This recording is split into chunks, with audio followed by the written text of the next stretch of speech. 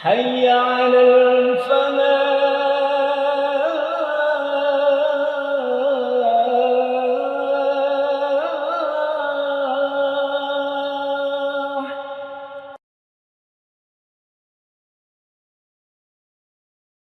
Bismillahirrahmanirrahim.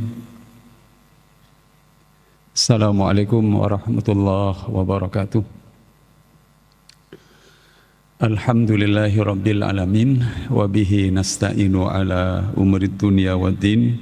Wassalatu wassalamu ala asrafil anbiya'i wal mursalin, Nabina Muhammad wa ala alihi wa sahbihi wa sallim wa barik ajmain. Qala Allah Ta'ala fi kitabil karim, a'udzu billahi minasy syaithanir rajim. Bismillahirrahmanirrahim. Innallaha ma'al ladzina taqaw wal ladzina hum muhsinun. Shadaqallahul adzim. Jamaah salat maghrib yang dirahmati Allah Subhanahu wa taala.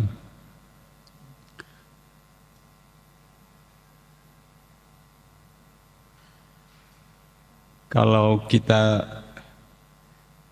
bertanya kepada kawan-kawan dokter spesialis jiwa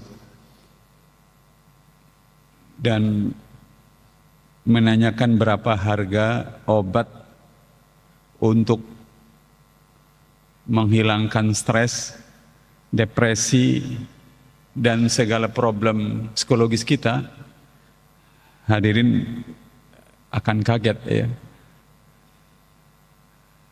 Harganya itu rata-rata bisa 250.000 per paket jemaah sekalian.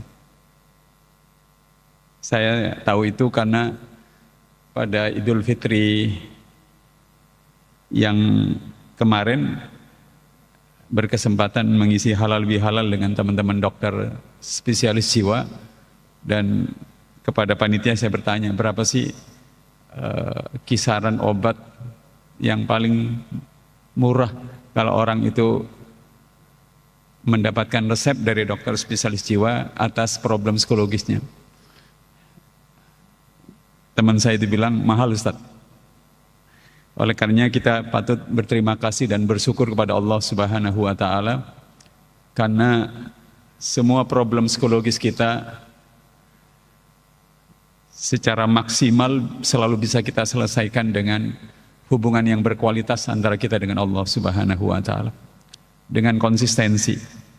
Allah menyebut di dalam surah ke-46 ayat ke-13, innal ladzina qalu rabbunallahu tsumma istaqamu fala khaufun alaihim walahum yahzanun. Sesungguhnya orang yang mengatakan Tuhan kami Allah dan dia hidup dengan keimanannya itu, dengan beramal soleh, Allah mengatakan fala khaufun alaihim walahum yahzanun. Tidak ada ketakutan bagi mereka dan tidak ada kesedihan. Tidak ada rasa takut terhadap apa yang terjadi di masa-masa yang akan datang, karena dia selalu dibersamai Allah, selalu bertawakal, meminta kepada Allah, dan tidak juga bersedih atas apa yang sudah dilaluinya. Hadirin yang dirahmati Allah Subhanahu wa taala, mudah-mudahan kita juga senantiasa berdoa dan memintakan rahmat dan ampunan Allah untuk Rasulullah sallallahu alaihi wasallam. Dari hari ke hari, di setiap waktu pengalaman kehidupan kita, baik tahun, bulan, pekan, hari, jam, dan menit, kita semakin merasakan makna Allahumma salli ala Muhammad atau Allahumma salli ala Sayyidina Muhammad, karena untuk semua urusan kehidupan ini kita menemukan bimbingan dan keteladanan dari Rasulullah SAW. Jamaah salat maghrib yang dirahmati Allah Subhanahu wa taala, tadi siang saya mencoba membongkar beberapa catatan unik. Di antaranya di dunia olahraga itu ada pelari maraton dari Kenya dengan rekor fantastis. Namanya Kelvin Kiptum dari Kenya, dan selalu saja juara lari maraton itu pasti dari Kenya. Sukunya itu suku Kalenjin, dan banyak orang mengira bahwa makanan, gen orang-orang suku Kalenjin ini berbeda. Tidak, makanannya biasa, tapi lifestyle-nya, gaya hidupnya berbeda. Suku Kalenjin ini memang sehari-hari kerjaannya berlari, ya Mas.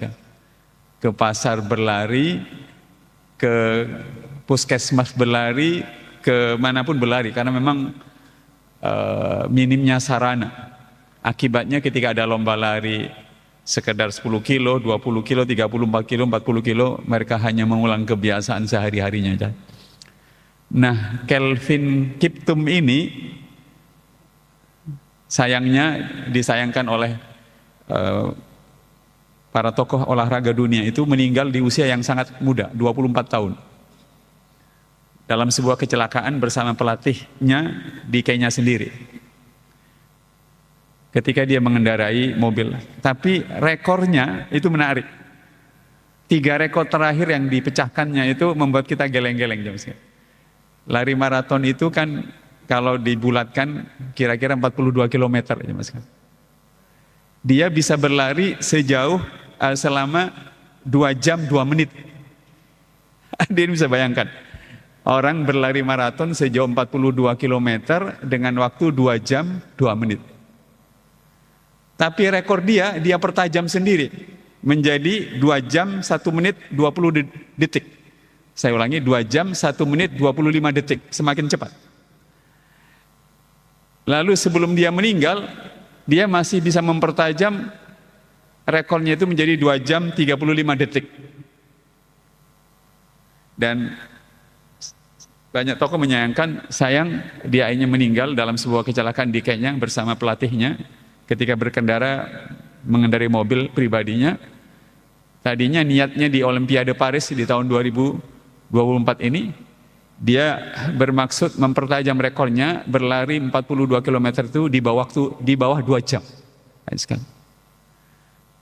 Tapi kalau kita baca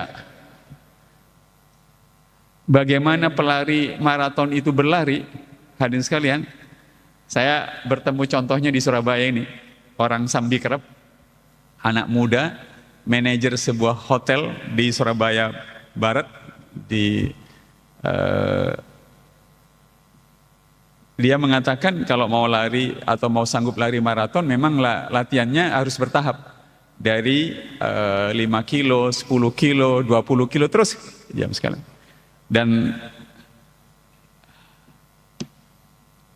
persiapannya banyak hadirin sekalian. Itu untuk lari saja. Nah, hadirin yang dirahmati Allah Subhanahu wa taala, tadi juga saya membongkar-bongkar apa sih syaratnya kalau orang mau jadi astronot? Orang yang bisa melakukan banyak hal di luar angkasa.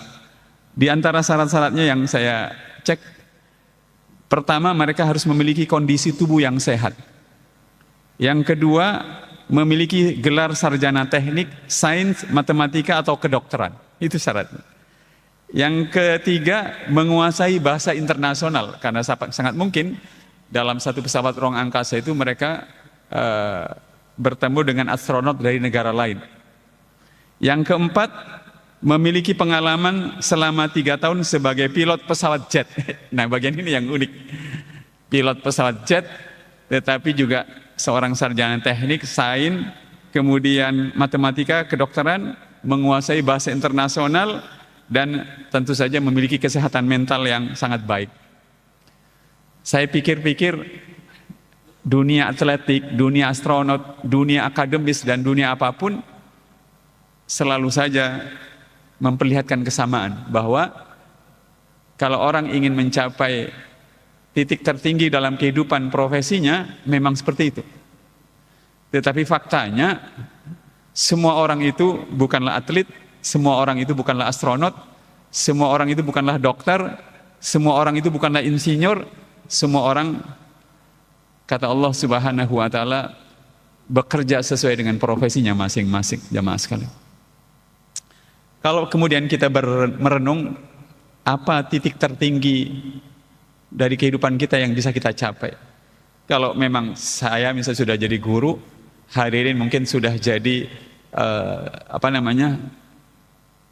seorang perawat, atau yang lainnya, Ustadz saya jadi tukang parkir, Ustadz saya tukang becak dan segala macam. Apa titik tertinggi kehidupan yang bisa diraih oleh kita semua dengan profesi yang berbeda-beda? Karena Allah di dalam surat ke-6 ayat terakhirnya, Allah menakdirkan manusia itu ada yang dilebihkan derajatnya dibandingkan yang lain, tetapi untuk diuji oleh Allah Subhanahu wa taala. Nah, jamaah sekalian yang dirahmati Allah Subhanahu wa taala, kalau kita merujuk kepada surat ke-79 ayat 1 dan 2, di situ Allah menyebut wan nazi'ati gharqa wan nasyitati nashta, demi malaikat-malaikat yang dicabut, demi malaikat-malaikat yang mencabut ruh manusia dengan kasar. Yang dicabut adalah orang yang kafir, yang banyak bermaksiat pada Allah Subhanahu wa taala dengan cara yang kasar, pasti dicabut gitu. Tetapi kata Allah wan nasyitati nashta, dan demi malaikat-malaikat yang mencabut ruh manusia dengan lembut. Jamaah sekalian, kalau kita merenungkan dua ayat ini, maka kita ingin menjadi orang yang titik tertinggi puncak kehidupan kita, apapun profesi kita, mau dokter, mau tukang beca, mau presiden, mau ASN biasa, mau pengusaha dengan omset miliaran, atau seorang pedagang kecil yang keuntungannya sehari sekitar 50.000, kita ingin termasuk sebagai orang yang wan nasyitati nashta, demi malaikat-malaikat yang mencabut ruh manusia dengan lembut. Kita ingin menghadap kepada Allah dalam keadaan yang seperti itu, jamaah sekalian. Jamaah yang dirahmati Allah Subhanahu wa taala, kalau kita bedah lebih tajam, hadirin sekalian, menjadi orang yang seperti yang saya sebut, meninggal dalam keadaan menghadap kepada Allah dalam keadaan menutup hidupnya dengan amal soleh dan husnul khatimah, banyak kejadian, banyak versinya, banyak rupa-rupanya. Orang dengan profesi dan keahlian yang sangat tinggi meninggal dalam keadaan husnul khatimah. Sebaliknya, ada orang dengan pekerjaan hanya seorang sopir angkot juga meninggal dalam keadaan husnul khatimah. Kuncinya adalah menjadi orang yang sampai akhir hidup kita menjadi orang yang muhsinin. Menjadi orang yang, terjemahan sederhananya muhsinin itu orang yang selalu berbuat baik, jamaah rohku. Saya ingat karpet hijau ini, hadirin sekalian, di kabupaten saya, di mana saya dilahirkan, di Kabupaten Sumeneb, ada sebuah masjid di kampung Arab namanya Masjid Darussalam. 2-3 tahun yang lalu, teman-teman dari Sumeneb itu men-share sebuah video jamaah Masjid Darussalam itu tergeletak, meninggal di atas karpet hijau ini dalam keadaan memeluk mushaf Al-Quran. Saya coba konfirmasi ke teman-teman di Sumeneb, kata teman, benar Ustadz Arkom, beliau adalah jamaah rutin sholat 5 waktu. Sebelum datangnya waktu sholat 5 waktu, biasanya beliau selalu menyempatkan membaca Al-Quran. Nah, di saat-saat terakhir itu Allah memuliakannya dengan akhir kehidupan yang seperti itu. Hadirin yang dirahmati Allah Subhanahu wa taala, hampir 25 tahun yang lalu, bahkan 30 tahun yang lalu, saya masih ingat ngisi training di kantor Telkom Ketintang, tapi ada sepotong cerita seorang mahasiswi dari salah satu perguruan tinggi negeri di Surabaya mengajak teman mahasiswinya yang lain untuk pakai jilbab, dan akhirnya pakai jilbab. Kemudian dia sangat tekun belajar agama, suka berpuasa Senin Kemis diantaranya, kemudian menjadi panitia dari sebuah acara kegiatan keislaman. Dia bertugas bagian konsumsi, jamaah sekalian. Lalu pas sudah mengambil konsumsi, hendak diantarkan ke lokasi acara, dia meninggal, dan uniknya dia meninggal dalam keadaan bersujud di aspal jalan. Kata dia yang bercerita, bahkan waktu itu saat dia sedang berpuasa sunnah gitu. Nah, hadirin yang dirahmati Allah Subhanahu wa taala, soal profesi, Kalau di usia 60 jadi guru, mungkin sudah tidak mungkin banting setir menjadi dokter, jemaah sekalian. Kalau soal profesi, hingga di usia tertentu misalnya, sudah sulit untuk berpindah profesi. Tetapi mungkin bisa menekuni pekerjaan yang lain. Tetapi kita bisa sama-sama mengakhiri hidup ini dengan cara yang terbaik, jamaah sekalian. Dipanggil oleh Allah Subhanahu wa taala dalam keadaan husnul khatimah, tetapi sedang dalam kesibukan menunaikan kebaikan-kebaikan yang Allah sukai, jamaahku. Dalam sebuah hadis Rasulullah SAW menegaskan, ahabbun nasi ilallah amfa'uhum linnas. Manusia yang paling disukai oleh Allah, dicintai oleh Allah adalah manusia yang paling banyak manfaatnya bagi orang yang lain. Nah, hanya saja jamaah yang dirahmati Allah, menjadi orang yang memiliki manfaat bagi orang yang lain, itu yang harus kita incar, yang harus kita terus-menerus kejar, mengejar ilmunya, keahliannya, uangnya mungkin, kemudian kekuasaannya mungkin yang bisa digunakan untuk memberikan manfaat dengan orang lain, sampai kemudian kita menggunakannya secara maksimal sehingga Allah memanggil kita dalam keadaan husnul khatimah, jamaah sekalian.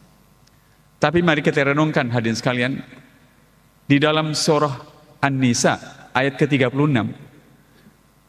Allah Subhanahu wa taala menegaskan, a'udzubillahi minasyaitonir rajim, bismillahirrahmanirrahim, wa'budullaha wa la tusyriku bihi syai'a wa bil walidaini ihsana wa bidil qurba wal yatama wal masakini wal jaridil qurba wal jaril junubi was sahibi bil jambi wa ibnis sabil wa ma malakat aymanukum innallaha la yuhibbu man kana mukhtalan fakhura. Di ayat ini Allah memerintahkan jamaah sekalian, pertama, dan beribadahlah kepada Allah, jangan engkau sekutukan Allah dengan sesuatu pun. Itu satu. Menjadi orang yang bisa beribadah kepada Allah, tidak menyekutukan Allah dengan sesuatu pun, tentu saja membutuhkan ilmu, membutuhkan harta, membutuhkan pembiasaan yang luar biasa. Lalu setelah itu berbuat baik kepada kedua orang tua kita, pasti menuntut harta yang ingin kita berikan kepada orang tua. Pasti juga menuntut tenaga, pasti juga menuntut ilmu dan banyak hal. Sebagaimana juga berbuat baik berikutnya kepada keluarga dekat kita. Pasti butuh uangnya, pasti butuh tenaganya, keahliannya dan segala macam. Nah, kalau kita ingin menjadi orang yang juga terus berbuat baik kepada anak yatim, orang miskin, tetangga yang dekat, yang jauh, teman yang dekat maupun teman yang jauh, memang kita mesti mencari, jamaah sekalian, semua perangkat yang dibutuhkannya agar bisa maksimal berbuat baik dengan ilmu, dengan harta, dengan kekuasaan, dengan tenaga, dengan solusi kehidupan yang bisa kita berikan kepada mereka itu. Hadirin yang dirahmati oleh Allah Subhanahu wa taala. Di ayat ke-36 surat ke-4 ini Allah berfirman dan menegaskan, hendaklah berbuat baik, menjadi orang yang berbuat ihsan kepada mereka. Mari kita pertajam jamaah sekalian. Kata Profesor Dr. Hamka dalam tafsir Al-Azhar, beliau ketika mengomentari surat ke-7 surat Al-A'raf ayat ke-56, wala tufsidu fil ardi ba'da islaiha, janganlah engkau membuat kerusakan di muka bumi setelah aku telah menciptakannya dengan baik, kata Allah. Wad'uhu khaufa wa tama, berdoalah kepada Allah Subhanahu wa taala dengan harap dan takut, dengan takut dan harap. Lalu ditutup ayat ini, inna rahmatallahi qaribum minal muhsin, rahmat Allah itu dekat dengan orang-orang yang muhsinin. Rahmat di dalam Al-Quran itu bisa berarti rezeki. Rahmat di dalam Al-Quran itu bisa berarti iman. Rahmat di dalam Al-Quran itu bisa berarti surga, berarti akhir kehidupan yang husnul khatimah.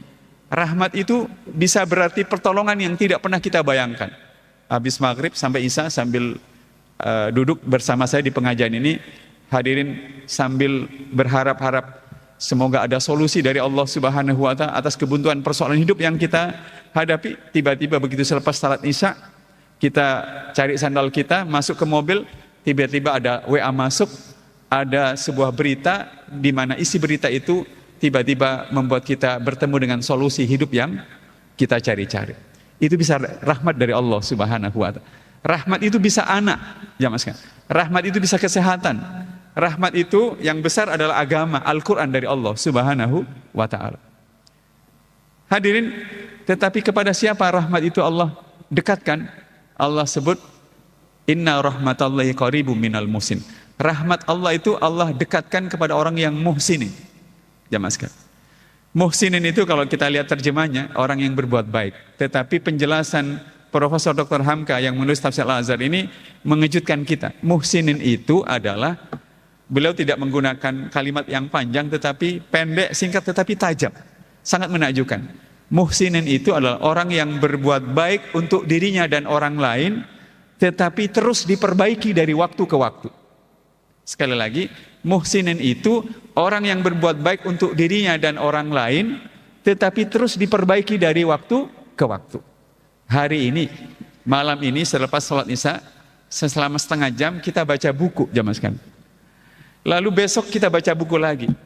Kalau cara kita baca buku itu dari sekedar membaca, kemudian diperbaiki dengan mencatat hasil bacaan itu artinya kita memperbaiki apa yang kita lakukan untuk diri kita sendiri. Kalau membaca, dicatat, setelah itu bikin tulisan dari buku yang kita baca, itu artinya kita makin memperbaiki apa yang kita lakukan. Kalau besok pagi kita jalan kaki sejauh 2 kilo, kemudian besoknya lagi kita jalan kaki sejauh 2,5 kilo, besoknya lagi kita jalan kaki 2 kilo, lebih 3/4 kilo dan seterusnya. Itu artinya kita melakukan sesuatu yang terus lebih baik untuk diri sendiri. Dan itu menjadi orang yang, kata Hamka, melakukan kebaikan untuk diri sendiri dan orang lain, tetapi terus diperbaiki dari waktu ke waktu. Itu artinya, jamaah sekalian, kalau kita ingin didekatkan oleh Allah dengan rahmatnya, dengan rezekinya, dengan pertolongannya, dengan kemudahan mendapatkan hidayah dan bimbingan dari Allah, maka kebaikan yang kita kerjakan itu mesti kita beri catatan, terus diperbaiki dari waktu ke waktu. Saya kaget, ada seorang teman seusia saya, usianya 55, dia penderita diabetes. Dia bilang, saya bertemu dengan seseorang yang menyadari bahwa diabetes yang dideritanya di usia menjelang 60 itu sangat berbahaya sekali dan akan berakibat buruk. Orang ini memulai olahraga di usia yang sangat bukan di usia sejak muda. Memulai olahraga di usia yang menjelang 60 dengan ikhtiar dan usaha yang terus diperbaiki dari waktu ke waktu, dan qadarullah Allah menakdirkannya baru meninggal di usia 90 tahun, jamaah sekalian. Ya. Saya ingin mengajak jamaah sekalian, kata-kata muhsinin, menjadi orang yang berbuat baik kepada Allah, kepada orang tua, kepada keluarga, kepada semua orang. Kalau tekanannya adalah diperbaiki dari waktu ke waktu, maka insya Allah kita akan didekatkan oleh Allah dengan rahmatnya. Kalau kita bagi, apa yang perlu diperbaiki? Pertama, jumlahnya, jamaah sekalian. Kalau saya dan jamaah sekalian sehabis sholat isya ini sama-sama membayar uang karcis parkiran, jamaah sekalian, kita bayar karcisnya sesuai harga karcisnya 3.000, kita bayar 3.000, tapi kita niati besok kalau mau parkir lagi kita mau bayar 5.000, jamaah sekalian. Kemudian kalau datang lagi tidak akan terlalu banyak tambahnya, kita bayari menjadi 6.000 dan seterusnya. Itu artinya menjadi diri kita sebagai orang yang terus memperbaiki. Apa efeknya yang akan dirasakan oleh orang yang mendapatkan tambahan uang dari kita yang kita bayar, jamaah sekalian? Kalau menggunakan analisisnya Hamka dalam tafsir asalnya, inna lil muhsinina nuran fil qalbi. Sesungguhnya orang yang terus-menerus berbuat baik dan perbuatan baiknya terus diperbaiki, Allah akan memberikan nur ke dalam hatinya. Hadirin mungkin sudah terbiasa dengan nur, tetapi seorang ulama tafsir yang lain mengatakan, apa fungsi nur kalau sudah masuk ke dalam jiwa manusia? Sama seperti fungsi cahaya di ruangan ini. Begitu cahaya ini dihidupkan, maka semua tempat bisa dilihat. Dan karena semua bisa dilihat, kita tahu kemana berjalan, kemana berbuat, dan kemana melangkah. Kalau nur itu masuk ke dalam jiwa kita, maka menjadi teranglah diri kita. Ketahuanlah mana yang kurang dalam diri kita, mana yang perlu diperbaiki, dan mana yang harus terus ditambah. Karena kita tahu apa kekurangan kita, negatif yang ada dalam diri kita, maka dengan bantuan nur itu kita bisa bekerja keras untuk memperbaiki kekurangan-kekurangan diri kita. Persis sebagaimana cahaya yang kita sorotkan ke tempat yang gelap, kita jadi tahu apa yang harus kita lakukan, kemana melangkah, dan apa saja yang perlu dilakukan jamaah sekalian. Orang yang banyak berbuat baik itu, kata Hamka, tetapi dengan catatan perbuatan baiknya terus diperbaiki. Mau sholatkah, mau puasakah, baca Al-Qur'ankah, menolong orang, belajar ilmu, membayar gaji karyawan, bersih-bersih rumah dan segala macam, terus diperbaiki, Allah akan memasukkan nur ke dalam hatinya. Yang kedua, wadiya'an fil wajhi. Wajah orang itu akan bersinar. Kelihatan. Nur yang masuk ke dalam hatinya itu membuat dia bisa tahu apa saja yang perlu diperbaiki. Mungkin ada 2 hal yang perlu diperbaiki, mungkin ada 3 hal, 4, 5, sampai 10 hal. Begitu dia bekerja keras memperbaiki apa yang kurang, maka orang itu bisa menangkap wajahnya itu menunjukkan kesungguh-sungguhan untuk menjadi orang yang lebih baik dari waktu ke waktu. Dan wajar kalau wajahnya menjadi bercahaya, bersinar. Tetapi apa fungsinya hati yang diterangi oleh nur dan wajah yang bercahaya? Kelihatan pada bagian ketiga penjelasan Profesor Dr. Hamka. Wasa'atan fir rizki, rezekinya diluaskan. Bagaimana bisa orang yang suka berbuat baik dan terus diperbaiki untuk dirinya dan orang lain, orang-orang di sekitarnya menjadi suka. Kenapa? Hatinya tulus karena ada cahaya. Dia selalu punya kemampuan memperbaiki diri dari dalam dirinya, bukan atas paksaan orang lain. Kemudian ekspresi wajahnya menunjukkan suasana hatinya yang terus mau menjadi baik. Wajar kalau orang-orang yang ada di sekitarnya itu suka, senang bergaul dengan dia. Dan kalau orang mau bergaul dengan dia, memang potensi rezekinya akan menjadi lebih diluaskan oleh Allah Subhanahu wa ta'ala. Yang terakhir, kata Hamka mengutip nasihat bijak itu, wa mahabbatan fi qulubin nas, dan hati manusia di sekitarnya itu akan dijadikan mencintai dia. Jamaah sekalian. Hadirin, oleh karenanya jangan abaikan setiap interaksi kita dengan orang lain. Hari ini misalnya saya keluar dari tempat ini, tiba-tiba ada teman menyapa, Ustaz saya A, saya B dan sekalian. Begitu juga jamaah sekalian. Begitu keluar dari masjid, tiba-tiba ada orang menyapa kita, jamaah sekalian, tidak pernah berjumpa lama dengan kita juga lupa. Nah, mungkin kita berinteraksi 30 detik, 1 menit, 5 menit. Selama itu 5 menit, 1 detik atau 1 menit atau 30 detik, kalau kita usahakan berinteraksi dengan mereka itu dengan baik dan terus diperbaiki, orang akan punya kesan yang luar biasa, jamaah sekalian. Oleh karenanya, bagaimanakah kalau yang 5 menit berinteraksi dengan orang lain itu baik? Bagaimanakah kalau 5 hari? Bagaimanakah kalau 5 pekan, 5 tahun, 50 tahun? Akumulasi semua kebaikan yang kita lakukan karena Allah dikerjakan dengan lebih baik dari waktu ke waktu. Tentu saja Allah pasti menjaminnya dengan jaminan innallaha ma'al ladzina taqaw wal ladzina hum. Sesungguhnya Allah bersama orang-orang yang bertakwa dan yang terus-menerus berbuat kebaikan.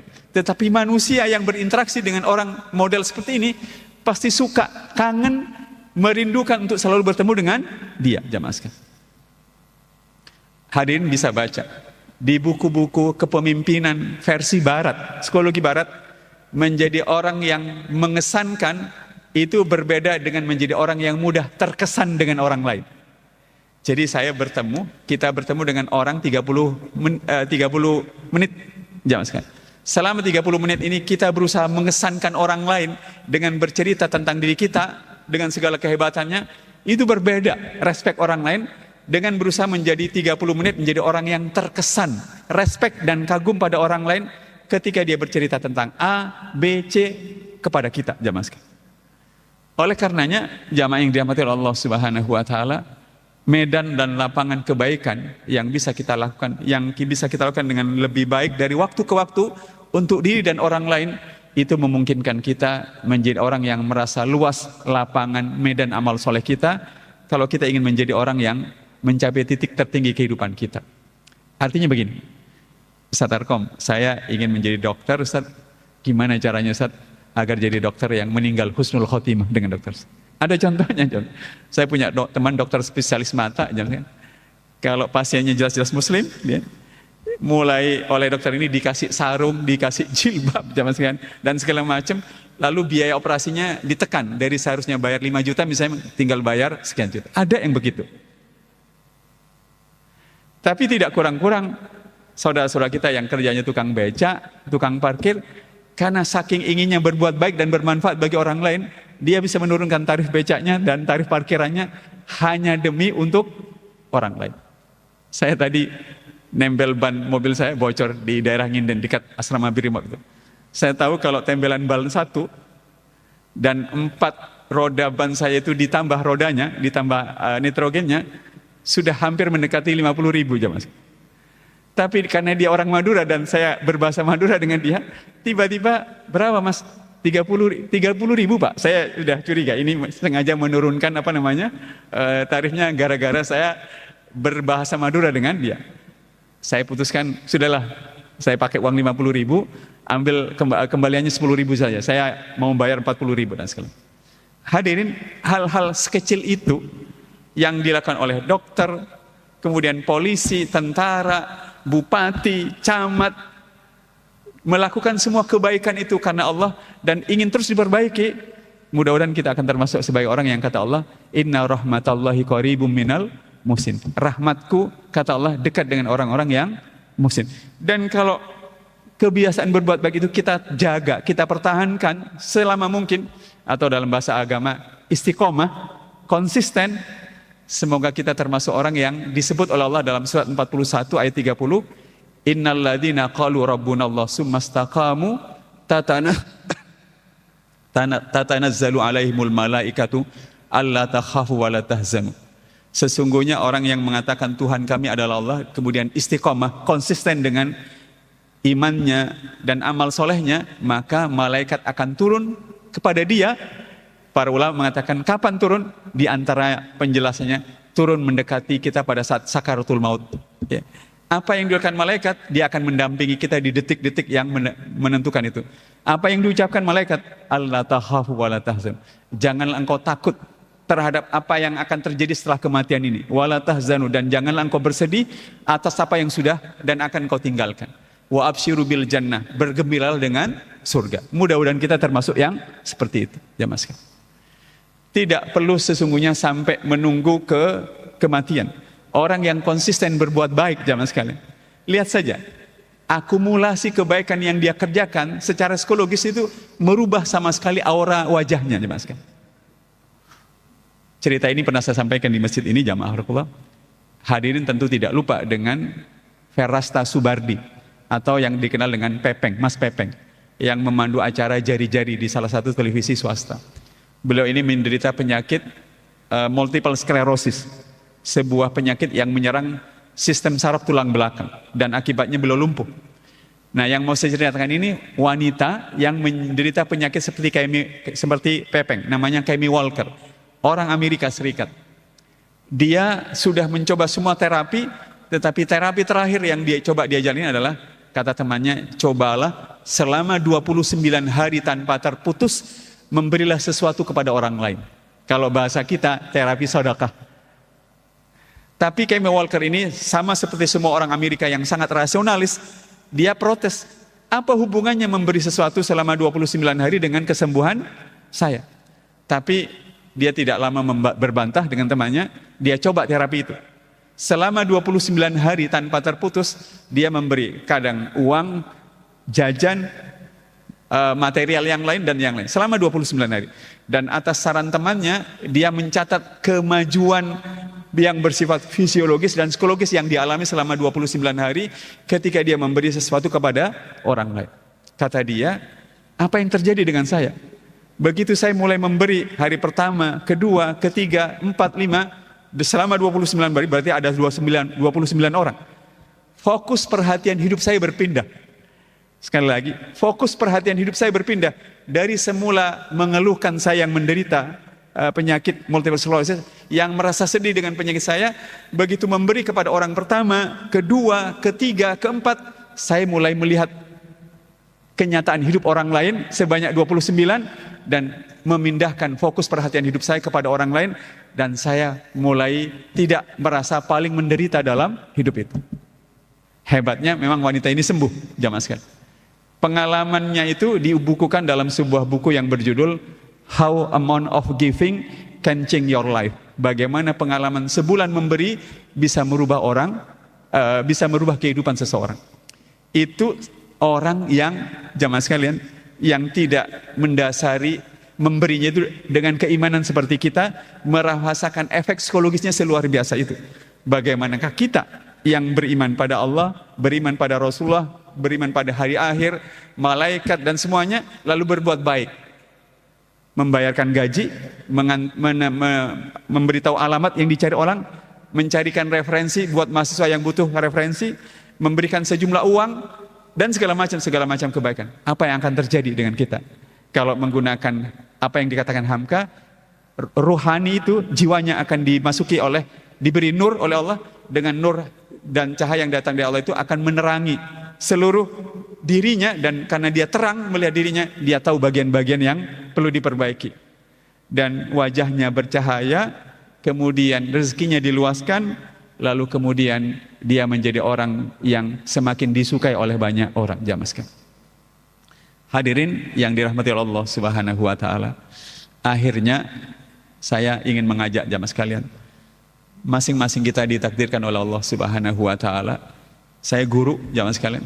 Hadirin mungkin perawat, ada sales, manager, ada tukang becak, ada pemilik organda, pemilik bus yang travel dan beda-beda.